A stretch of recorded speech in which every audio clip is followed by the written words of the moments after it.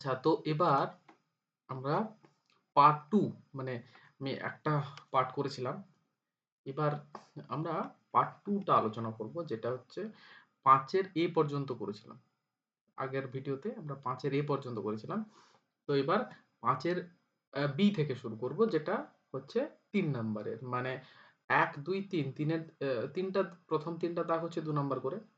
4 এবং 5 এবং 6 এই 3 টা হচ্ছে 3 নাম্বার করে। যেখানে দুটো করে মানে দুটো করে করতে হবে, 4 টা করে থাকবে। ওকে? এখানে আমরা প্রথমে আসব এবার বি এর দাগে। বি এর ১, এখানে কোশ্চেন বলেছে, দেখো যে সন্নিবেশগত নিষ্ক্রিয়করণ বা ইনসারশন ইনঅ্যাক্টিভেশন কি এটা? এবার ইনসারশন ইনঅ্যাক্টিভেশন বলতে, যখন জিনিসটা একটু জেনে রাখো, কোনো ভেক্টর বা প্লাজমিডে যখন, ধরো এটা একটা ভেক্টর, আমি জাস্ট এক্সাম্পল, এটা একটা ভেক্টর, কোনো প্লাজমিডে কোনো বহিরাগত যদি কোনো জিন প্রবেশ করাই, আমি এখানে মনে করো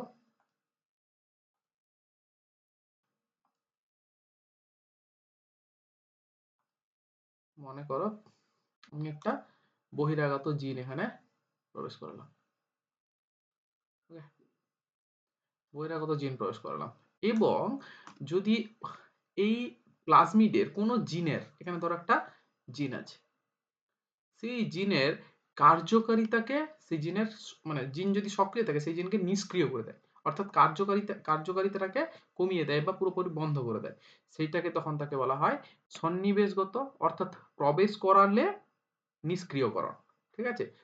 বা ইনসারশনাল ইনঅ্যাক্টিভেশন। বোঝা গেল? আরেকবার বলছি, যখন কোনো প্লাজমিডে বা ভেক্টরে বহিরাগত জিন প্রবেশ করিয়ে ওই প্লাজমিডের কোনো জিনকে আমরা নিষ্ক্রিয় করে দিতে পারি বা নিষ্ক্রিয়করণ করা হয়, সেটাকে বলা হয় কি?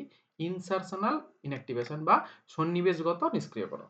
এবার এখানে নেক্সট একটা কোশ্চেন দিয়েছে যে গ্যালাক্টোসাইডেজ উৎসেচকের জিনের মধ্যে কাঙ্ক্ষিত জিন সন্নিবেশিত করে একটি রিকম্বিনেন্ট ভেক্টর তৈরি করা হলো এবং ওই ভেক্টরকে একটি ব্যাকটেরিয়ামে প্রবেশ করানো হলো। ভালো কথা। এক্ষেত্রে নন রিকম্বিনেন্ট কলোনি থেকে রিকম্বিনেন্ট কলোনিকে নির্বাচন করতে তোমাকে সাহায্য করবে এমন একটি পদ্ধতি। ওকে? মানে এখানে সেম এইটার উপরে বেস করেই কোশ্চেনটা হয়েছে, যে বলছে একটা ধরো নন রিকম্বিনেন্ট, মানে বাইরের থেকে কোনো জিন এখানে প্রবেশ করানো হয়নি, আর একটা হচ্ছে কি রিকম্বিনেন্ট, মানে বাইরের থেকে একটা জিন, জাস্ট লাইক আমি একটা জিন এখানে প্রবেশ করিয়ে দিয়েছি। ঠিক আছে? এই দুটোকে আমরা চিনবো কি করে, মানে এই দুটোকে আমরা শনাক্ত করব কি করে? ঠিক আছে? এবার দেখো, এই পদ্ধতিটাকে কি বলা হয়? ব্লু হোয়াইট, ওকে, স্ক্রিনিং। ব্লু হোয়াইট স্ক্রিনিং, এটা একটু ভালো করে বুঝবে। ব্লু হোয়াইট স্ক্রিনিং, এটাতে কি হয়? প্রথমে আসি ব্লু। ব্লু কোথায় দেখতে পাবো? এই যে যেখানে আমি অলরেডি, মানে এখানে কোনো আমি বাইরের থেকে জিন প্রবেশ করাইনি। এবার এখানে এই যে গ্যালাক্টোসাইডেজ, এই এনজাইমটা তৈরি করে কে? আমরা জানি ল্যাকজেট, কি না? ল্যাকজেট এই গ্যালাক্টোসাইডেজটা তৈরি করে। এবার এই ল্যাকজেট গ্যালাক্টোসাইডেজ উৎপন্ন করেছে। এই গ্যালাক্টোসাইডেজ, ঠিক আছে, এই গ্যালাক্টোসাইডেজ এই মানে জিনে অবস্থিত এক্স গ্যাল এর সঙ্গে বিক্রিয়া করে, এক্স গ্যালটা কি? এটা হচ্ছে মানে কালার নির্ধারণ করে। ঠিক আছে? এক্স গ্যালের সঙ্গে বিক্রিয়া করে, অর্থাৎ এখানে আমি কোনো বাইরের থেকে জিন প্রবেশ করাইনি, এখানে গ্যালাক্টোসাইডেজ উৎপন্ন হয়েছে, সেটা করেছে কে? ল্যাকজেট। ল্যাকজেট যে জিনটা গ্যালাক্টোসাইডেজ উৎপন্ন করেছে, সেই গ্যালাক্টোসাইডেজ এক্স গ্যালের সঙ্গে বিক্রিয়া করে এখানে কি কালার তৈরি করছে? ব্লু কালার তৈরি করছে। বোঝা গেল? এবার আরেকটা টার্মে আসি। এখানে আমি একটা বহিরাগত জিন অলরেডি আমি প্রবেশ করিয়ে দিয়েছি। বহিরাগত জিন প্রবেশ করানোর ফলে ল্যাকজেট যেটা, সেটা কি হয়েছে? ইনসারশনাল ইনঅ্যাক্টিভেশন হয়ে গেছে। এটাতে কি হয়েছে? এই যে ইনসারশনাল ইনঅ্যাক্টিভেশন হয়ে গেছে। যে কারণে ল্যাকজেটটা নিষ্ক্রিয় হয়ে গেছে। ল্যাকজিটের যে জিনটা নিষ্ক্রিয় হয়ে গেছে। যে কারণে এ মানে গ্যালাক্টোসাইটেস তার আর তৈরি করতে পারেনি বা তৈরি করতে সক্ষম হয়নি। যে কারণে এই এক্স গ্যালের সঙ্গে কোনো বিক্রিয়া হয়নি। যে কারণে এটা কি আছে? এটা হোয়াইট আছে। হোয়াইট আমি কালার লিখতে পারছি না। এটা হোয়াইট আছে। এই ঘটনাটাকে কি বলা হয়? এই প্রক্রিয়াটাকে সম্পূর্ণ প্রক্রিয়াটাকে বলা হয় ব্লু হোয়াইট স্কেনিং। তাহলে ব্লু কালারটা কোথায় দেখতে পেলাম? নন রিকম্বিনেন্ট এর ক্ষেত্রে। আর হোয়াইট দেখতে পেলাম কোথায়? রিকম্বিনেন্ট এর ক্ষেত্রে। অর্থাৎ আগেও যেটা বললাম আরেকবার বলে দিচ্ছি যে আ অহ মানে বিটা গ্যালাক্টোসাইডেজ ল্যাকজেট সক্রিয় ছিল। ল্যাকজেট বিটা গ্যালাক্টোসাইডেজ তৈরি করেছে। বিটা গ্যালাক্টোসাইডেজ তৈরি করার ফলে এই এক্স গ্যালের সঙ্গে বিটা গ্যালাক্টোসাইডেজ বিক্রিয়া করে ব্লু কালার তৈরি করেছে। এখানে ল্যাকজেটটা নিষ্ক্রিয়। যে কারণে সে বিটা গ্যালাক্টোসাইডেজ তৈরি করতে পারেনি। যে কারণে এক্স গ্যালের সঙ্গে বিক্রিয়া করতে পারেনি। যে কারণে এটা হোয়াইট কালার ধারণ করেছে। এইটাকে আমরা বলছি। এবারে কলোনি থেকে চিনব কি করে কোনটা রিকম্বিনেন্ট? ব্লু কালার হলে নন রিকম্বিনেন্ট আর হোয়াইট কালার হলে রিকম্বিনেন্ট। এদিকে আমরা বুঝে যাব। বোঝা গেছে? Thank you so much. Next question. Okay? আশা করি বুঝতে পেরেছ। না বুঝতে পারলে কমেন্ট করবে। জেল ইলেক্ট্রোফোরেসিস চিত্র সম্পর্কিত। মানে এখানে আমাদের জেল ইলেক্ট্রোফোরেসিস রয়েছে। এখানে কিন্তু কোশ্চেনে এটা ছিল না। এটা কিন্তু ছিলই না টোটালি। আমি জাস্ট এটাকে ইনসার্ট করেছি। জেল ইলেক্ট্রোফোরেসিস এটি ছিল না কিন্তু। যে কারণে পরের এই কোশ্চেনটা হচ্ছে মানে কতটা রেলিভেন্ট এই কোশ্চেনটা। দ্বিতীয় নম্বর কোশ্চেনটা। আচ্ছা, ডিএনএ খণ্ডগুলিকে এ থেকে বি এর দিকে অগ্রসর হতে দেখা যায় কেন? আচ্ছা, এ হচ্ছে এখানে মানে এখানে কি হচ্ছে? অ্যানোড আছে, নেগেটিভ। ওকে? আর এখানে এক সেকেন্ড। আচ্ছা, এখানে কি আছে? এখানে হচ্ছে কিন্তু পজিটিভ আছে। যেহেতু এবার এটা নেগেটিভ থেকে পজিটিভের দিকে যাচ্ছে কেন? তোমার তীর চিহ্ন দেওয়া আছে এদিকে। কেন যাচ্ছে? কারণ দেখো ডিএনএ গুলিতে ফসফেট থাকে না? ফসফেট হচ্ছে নেগেটিভ ধর্মী।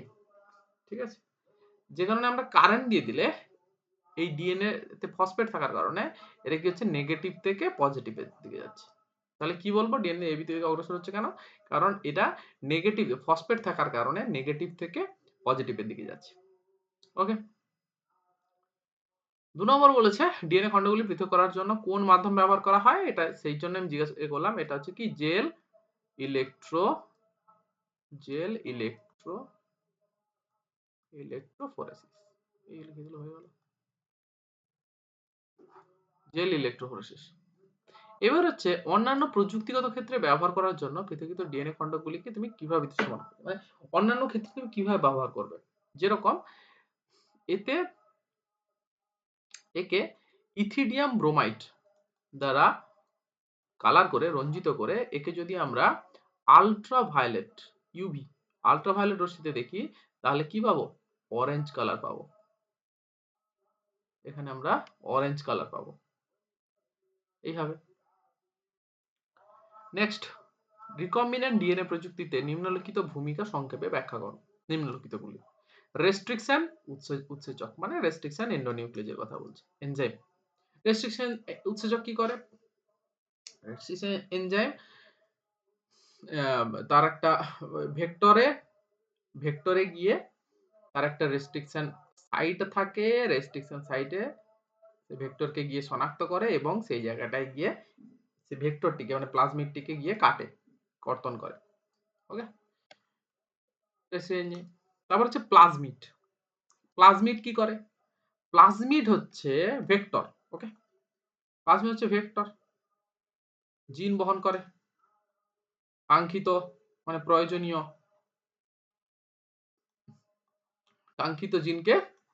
কাঙ্ক্ষিত বা প্রয়োজনীয় জিনকে বহন করে। ঠিক আছে? এই জন্য প্লাজমিডকে আমরা মানে বাহকও বলি, ভেহিকেল। ঠিক আছে? জিন ভেহিকেল। আর লাইগেজ কি করে? ডিএনএ লাইগেজ রেস্ট্রিকশন এন্ডোনিউক্লিয়েজ ডিএনএ কে কাটে আর লাইগেজ কি করে? জুড়তে সাহায্য করে। এই জন্য একে আমরা কি বলি? Molecular glue. ওকে? নেক্সট, নিচের 4টি প্রশ্নের মধ্যে যেকোনো দুটো। আবার 6 থেকে নেক্সট কোশ্চেন কি বলছে দেখি, যে একটি স্থানকে জীববৈচিত্র্য হটস্পট রূপে বিবেচনা করার প্রয়োজনীয় দুটি শর্ত। হটস্পটের বিবেচনা, হটস্পট নির্ধারণের শর্ত। 1 নম্বর হচ্ছে এন্ডেমিক হতে হবে। এগুলোকে আর আমি ডিসকাস করছি না, এগুলো সোজা জিনিস। এন্ডেমিক হতে হবে, হুম? মানে স্থানীয় হতে হবে, যেন অন্য কোনো জায়গায় অতটা না পাওয়া যায়। 2 নম্বর হচ্ছে ওই অঞ্চলটিতে জীববৈচিত্র্যের প্রাচুর্যতা থাকতে হবে। ঠিক আছে? তারপরে হচ্ছে কি, যে বেশিরভাগ জীবকে ওখানকার বিপন্ন, ঠিক আছে? বিপন্ন বা বিপদগ্রস্ত এরকম হতে হবে, এই সকল। ভারতের, এটা এটা তো বললাম দুটি শর্ত যেকোনো। ভারতের দুটি জীববৈচিত্র্য হটস্পটের নাম 4 টা আছে। ঠিক আছে? হিমালয়, তারপরে নাম্বার 1, নাম্বার 2 হচ্ছে আ সুন্দাল্যান্ড, তারপর হচ্ছে ইন্দো বার্মা, আর পশ্চিমঘাট ও শ্রীলঙ্কা। পশ্চিমঘাট শুধু বলতে পারো। নেক্সট হচ্ছে যে জনসংখ্যা বৃদ্ধি হ্রাসের ফ্লো চার্ট। এখানে একটা ফ্লো চার্ট দিয়েছে, ঠিক আছে? ইমিগ্রেশন, ঠিক আছে? ইমিগ্রেশন মানে হচ্ছে অভিবাসন। মানে অভিবাসন, আর ইমাইগ্রেশন মানে হচ্ছে প্রবাসন, এটা জানো? অর্থাৎ এই ইমিগ্রেশন কি করে আমরা জানি, যে পপুলেশন ডেনসিটি মানে পপুলেশন ঘনত্ব। পপুলেশন ঘনত্ব কি? পপুলেশন ঘনত্ব কাকে বলছে না, একক সময়ে একক অঞ্চলে একটি নির্দিষ্ট প্রজাতির জীবের সংখ্যাকে, ঠিক আছে, ওই অঞ্চলের পপুলেশন ডেনসিটি বলা হয়। একক অঞ্চল বললাম, এরিয়া, এখানে এরিয়ার কথা বলতে হবে, তারপর তোমার সময়ের কথা বলতে হবে, এবং একটা নির্দিষ্ট প্রজাতি, সে মানুষ হতে পারে, পাখি হতে পারে, যা কিছু হতে পারে। এবার অভিবাসন কি করে? পপুলেশন ডেনসিটি বাড়ায়, আমরা জানি। আর প্রবাসন কি করে? মানে প্রবাসন মানে চলে যাওয়া, ঠিক আছে, ইমাইগ্রেশন, এ হচ্ছে পপুলেশন ঘনত্ব কি করে? কমায়। আর ন্যাটালিটি মানে কি? জন্মহার, জন্ম। আর মর্টালিটি মানে হচ্ছে মৃত্যু হার, মৃত্যু হার। এবার এখানে ইমাইগ্রেশন অর্থাৎ অভিবাসন পপুলেশন ডেনসিটি বাড়ায়, ইমাইগ্রেশন পপুলেশন ডেনসিটি কমায়। আর ন্যাটালিটি পপুলেশন ডেনসিটি মানে জন্ম, কতটা পরিমাণ জন্ম হচ্ছে একটা নির্দিষ্ট অঞ্চলে, বা মানে নির্দিষ্ট সময়ে কতগুলো নতুন সদস্য এখানে জন্মের মাধ্যমে আসছে। এটা হচ্ছে মানে কোথাও অন্য জায়গা থেকে আসছে আর এখানে জন্ম হচ্ছে। আর এখানে হচ্ছে মৃত্যুর মাধ্যমে কতজন সদস্য এখান থেকে মানে মারা যাচ্ছে এখানে। তো সেটা হচ্ছে কি? মর্টালিটি। ন্যাটালিটি এবং মর্টালিটি। তো মর্টালিটির ফলে কি হচ্ছে? জন্মহার, জন্মহার বলছি পপুলেশন ডেনসিটি কমে এখানে। এবার এখানে বলেছে উপরের ABCD এর মধ্যে কোনটি জনসংখ্যা বৃদ্ধি, কোনটা জনসংখ্যার হ্রাসকে প্রতিনিধিত্ব করে? এই তো বলে দিলাম। ইমিগ্রেশন আর ইমাইগ্রেশন, ঠিক আছে? এই দুটো জনসংখ্যা, ইমিগ্রেশন হচ্ছে বাড়ায় আর ন্যাটালিটি বাড়ায়। আর মর্টালিটি আর ইমাইগ্রেশন এটা কিন্তু কমায়। ওকে? ইমিগ্রেশন, ইমাইগ্রেশন না, ইমিগ্রেশন। নেক্সট হচ্ছে একটি শস্যাগারে 50 টি ইঁদুর ছিল। মানে 50 টা ইঁদুর ছিল সেখানে। ওকে? আরো 10 টি ইঁদুর শস্যাগারে প্রবেশ করে এবং মোট ইঁদুরের মধ্যে 5 টি ইঁদুরকে বিড়াল খেয়ে ফেলে। আচ্ছা। মানে আমি এখানে জিনিসটাকে করার চেষ্টা করি যদি হয়। যদি বিবেচনাহীন সময়কালে 6 টি ইঁদুর জন্মগ্রহণ করে এবং মানে বিবেচনা নেই এখানে, 5 টি ইঁদুর শস্যাগার ছেড়ে চলে যায়, তাহলে সেই সময় প্রাপ্ত ইঁদুরের অন্তিম জনসংখ্যা নির্ণয় করো। আচ্ছা, আচ্ছা। হ্যাঁ, সোজা জিনিস। দেখো, এখানে বলেছে 50 টা ছিল। আমি অন্য কালারে করি, বুঝতে সুবিধা হবে।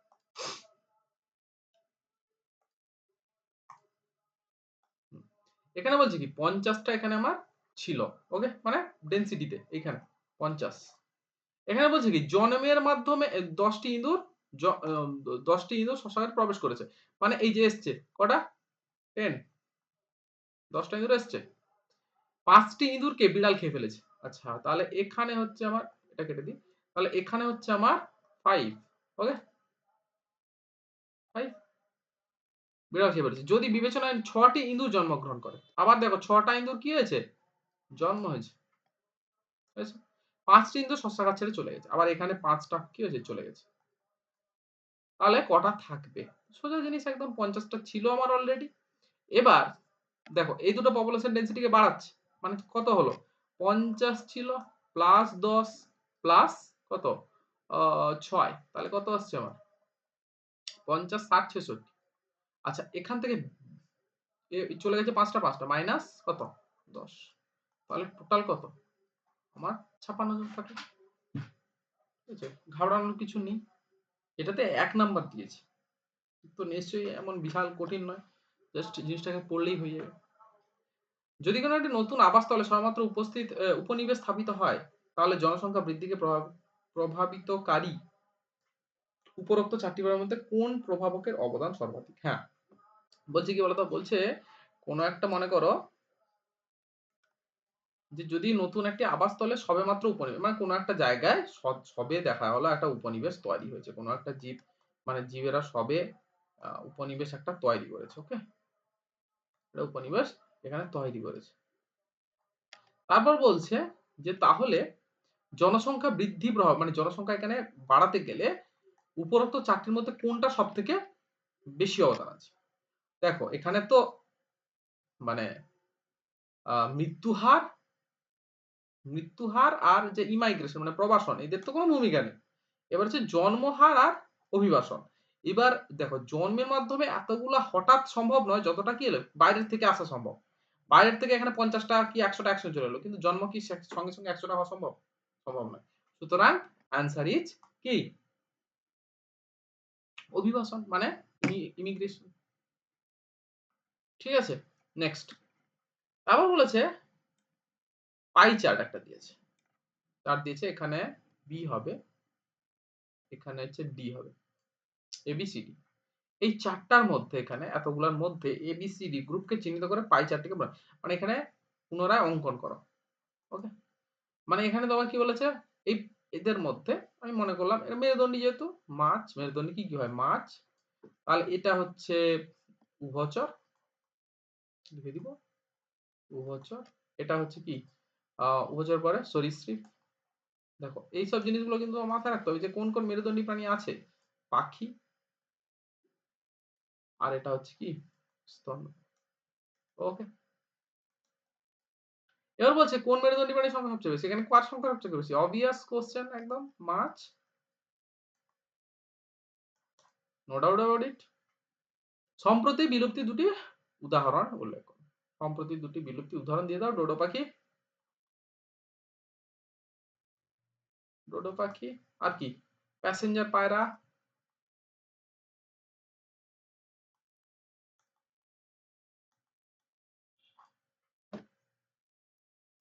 ওকে? গেল।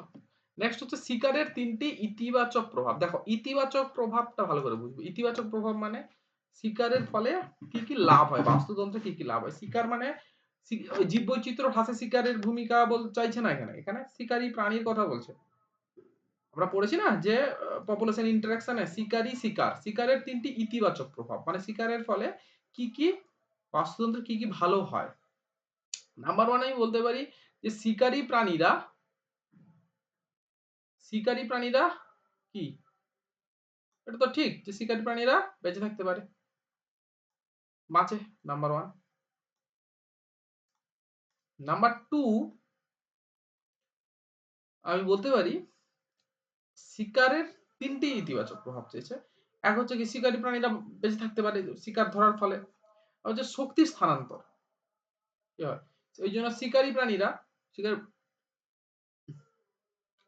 মানে শক্তির কি হয়? সরি শক্তির বা পুষ্টির কি হয়? স্থানান্তর হয়। মানে এরা যদি না থাকতো তাহলে কি হতো? স্থানান্তর। শক্তির এক জায়গা থেকে আরেকটা জায়গায় কি হচ্ছে? শক্তির স্থানান্তর হচ্ছে। নাম্বার 3 জীববৈচিত্র্য ঠিকঠাক থাকছে। এই জীববৈচিত্র্য ঠিকঠাক থাকছে। যদি মনে করো আমি জীববৈচিত্র্য এবং বাস্তুতন্ত্রও ঠিকঠাক থাকছে। কেননা এই যে আমরা কিস্টোন প্রজাতি জানি। ধরো মনে করো আ সুন্দরবনের রয়্যাল বেঙ্গল টাইগার। তারা তো শিকারী প্রাণী। তারা যদি চলে যায় তাহলে কি সুন্দরবন পুরো বাস্তুতন্ত্রটাই কি হবে? বিলুপ্ত হয়ে যাবে। সুতরাং শিকারেরও প্রভাব যথেষ্ট রয়েছে গুরুত্বপূর্ণ। এই ৩ টা তুমি বলতে পারো। নেক্সট। আচ্ছা। তারপর ৭ এর দাগে নেক্সট পেজে যাই। আচ্ছা, বড় কোশ্চেন রয়েছে। হ্যাঁ, বলছে অনুচ্ছেদটি পড়ে নিম্নলিখিত প্রশ্নগুলোর উত্তর দাও। 1962 সালে ডাব্লিউ আরবার ব্যাকটেরিয়া থেকে প্রথমবার রেস্ট্রিকশন এন্ডোনিউক্লিয়াস পৃথক করেন। ডিএনএ এক প্রকার জিনগত উপাদান। একটি নির্দিষ্ট রেস্ট্রিকশন এন্ডোনিউক্লিয়াস ব্যবহার করে ডিএনএতে পছন্দসই জিন যোগ করার মাধ্যমে বা জিন প্রতিস্থাপনের মাধ্যমে আরডিএনএ তৈরি করা হয়। এটি জৈব প্রযুক্তির একটি অন্যতম ধাপ। সর্বপ্রথম পৃথকীকৃত রেস্ট্রিকশন এন্ডোনিউক্লিয়াসের নাম আমরা জানি, এটা অবভিয়াস কোশ্চেন। হিন্ট হিন্ট কি 2, এতে আর কি বলার আছে? হিন্ট 1 তো নয়, এক্সোনিউক্লিয়াস সেটা আমরা জানি। রেস্ট্রিকশন এন্ডোনিউক্লিয়াস কিভাবে কাজ করে ব্যাখ্যা করো। রেস্ট্রিকশন এন্ডোনিউক্লিয়াস আমি আগেই বলেছি, একটু আগেই এটা ছিল। কিভাবে কাজ করে? এর একটা কি আছে, রেস্ট্রিকশন সাইট আছে বা রিকগনিশন সাইট আছে। সেই রিকগনিশন সাইটে যায়, সেই সাইট দেখে সেখানে কাটে, সেখানে মানে কাটে। আবার কাট তো দু ধরনের আমরা জানি, ব্লান্ট কাট, স্ট্যাগার্ড কাট। কেটে সেই জায়গাটাকে নতুন যে ডিএনএ মানে কাঙ্ক্ষিত ডিএনএ কে সেখানে প্রবেশ করতে সাহায্য করে। এটাই তার কাজ, এটা বলতে হবে। রেস্ট্রিকশন এন্ডোনিউক্লিয়াসের নামকরণের কারণ কি? আচ্ছা আচ্ছা, রেস্ট্রিকশন এন্ডোনিউক্লিয়াসের নামকরণ, এরকম নামকরণ কেন করা হয়েছে? রেস্ট্রিকশন এন্ডোনিউক্লিয়াস কেন? দেখো, আমি এন্ডোনিউক্লিয়াস কেন সেটা তো জানি। এক্সোনিউক্লিয়াস, এক্সোনিউক্লিয়াস কি? ধরো এটা একটা ডিএনএ, সরি, এটা একটা মনে করো ডিএনএ, ডিএনএ ডিএনএ যে একদম সাইডে কাটে, সাইড গুলোতে বলেছিলাম, যদি সাইডে যারা কাটে তারা হচ্ছে এক্সোনিউক্লিয়াস, আর যারা মাঝে কাটে তারা হচ্ছে এন্ডোনিউক্লিয়াস। ঠিক আছে? রেস্ট্রিকশন কেন? বিকজ দে রেস্ট্রিক্ট, বাধা দেয়। কাদের বাধা দেয়? ভেক্টর, ভেক্টর মানে ভেক্টর ডিএনএ তে। দেখো, ভেক্টরে মানে যে প্লাজমিড বলো বা এতে বলো, যদি আমি রেস্ট্রিকশন এন্ডোনিউক্লিয়াস ইউজ করি, তারা কিন্তু এই ব্যাকটেরিয়ার মধ্যে, তো ভেক্টরটা কোথায় থাকে? ব্যাকটেরিয়ার মধ্যে থাকে। এই মানে ব্যাকটেরিয়ার মধ্যে ভাইরাসের ভাইরাসের প্রতিলিপিকরণে বাধা দেয়, রেস্ট্রিক্ট করে, ভাইরাসের প্রজননকে বাধা দেয়। সুতরাং এখানে আমাদের সুবিধা কি, যে মানে জেনেটিক ইঞ্জিনিয়ারিং এর ক্ষেত্রে ভাইরাস খুব একটা গ্রো করতে পারবে না, because of the restriction endonuclease. Restriction কথাটার অর্থ হচ্ছে দে রেস্ট্রিক্ট দা মানে growth of virus in bacteria. বুঝতে পারছো? এটা নেক্সট হচ্ছে, এখানে যে এত বড় একটা জিনিস দিয়েছে, এর কোনো মানে ইয়ে নেই, এর সঙ্গে কোনো মিল নেই। গল্প ফেলে দিয়েছে দিয়ে। এখানে কি বলেছে দেখি, বলছে নিচের অনুচ্ছেদটি পড়ে নিম্নলিখিত প্রশ্নগুলোর উত্তর দাও। ট্রান্সজেনিক প্রাণীরা কারখানা হিসেবে কাজ করতে পারে, যেটাকে আমরা কি বলেছিলাম, মলিকুলার ফার্মিং, রাইট। কিছু ক্ষেত্রে এরা প্রচুর পরিমাণে প্রোটিন ও তার দক্ষতার সাথে তৈরি করতে পারে। মানব ইমিউনোগ্লোবুলিন উৎপাদনকারী ডিএনএর একটি বৃহৎ অংশকে ট্রান্সজেনিক ইঁদুরের দেহে, ইমিউনোগ্লোবুলিন মানে অ্যান্টিবডি, ইঁদুরের দেহে প্রবেশ করিয়ে অ্যান্টিবডি উৎপন্ন করা হয়। গরু বা ভেড়ার মতো বৃহৎ ট্রান্সজেনিক প্রাণীর দুধে প্রচুর পরিমাণে প্রোটিন উৎপাদন করা যেতে পারে, যা পরবর্তীকালে পরিশোধিত করলে তাদের ভেষজ মূল্য বৃদ্ধি পায়। বিভিন্ন ফিনোটাইপিক বৈশিষ্ট্য যথা বৃদ্ধির হার, ফ্যাটের উপাদান, দুধ উৎপাদন, তারপর বলছে কি চুলের গঠন পরিবর্তন করতে ট্রান্সজেনেসিস ব্যবহার করা যেতে পারে। তো নাম্বার 1 কোশ্চেন এখানে দিয়েছে, ট্রান্সজেনিক গরুর এমন একটি গ্রন্থির নাম লেখো যেখানে, কি কমলো, প্রোটিন প্রচুর পরিমাণে উৎপাদিত হতে পারে। এখানে ট্রান্সজেনিক গরুর এমন এক গ্রন্থি, এটা হবে স্তন গ্রন্থি। বুঝতে পেরেছো? স্তন গ্রন্থি, যেটা আমরা ইয়ে থেকে পাই, ভেড়ার থেকেও পাই। বলেছিলাম যে আলফা 1 অ্যান্টিট্রিপসিন, সেটা গরুর ক্ষেত্রে রসি গরু ছিল, রসি গরুতে পাওয়া যায়। ঠিক আছে? আলফা ল্যাক্টালবুমিন, ল্যাক্টালবুমিন কয়টা হবে, সরি, ল্যাক্ট অ্যালবুমিন, ল্যাক্ট অ্যালবুমিন। আর বলছে ট্রান্সজিন, যে সকল জিন ট্রান্সজেনেসিস পদ্ধতিতে ব্যবহার করা হয়। আর ট্রান্সজেনেসিসটা তো হচ্ছে পদ্ধতি, যে পদ্ধতিতে একটি ট্রান্সজেনিক প্রাণী বা ট্রান্সজেনিক জীব তৈরি করা হয়। আর সেখানে যে জিনটা ব্যবহার করা হয় সেটাকে আমরা বলছি ট্রান্সজিন।